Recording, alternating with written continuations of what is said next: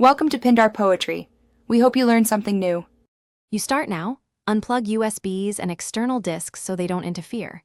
If Windows shows your PC did not start correctly, force 3 rapid shutdowns and restarts to open automatic repair.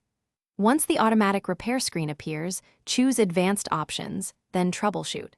From Troubleshoot, pick Startup Settings and press Restart. This sets you up to enter safe mode or other options. Make sure you note whether you need network access, so you can pick the correct safe mode option when the menu appears. Once in safe mode, you can inspect recent changes.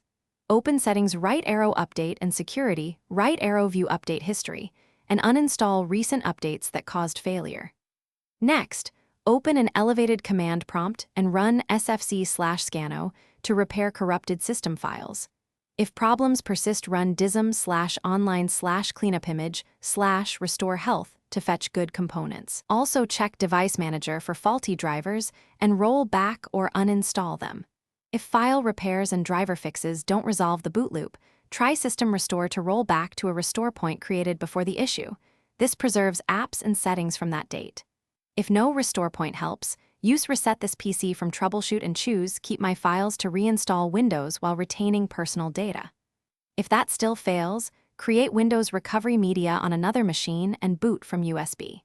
Troubleshooting tip: if you hit errors, write down exact error codes and search Microsoft Support or use Recovery Media to run full diagnostics.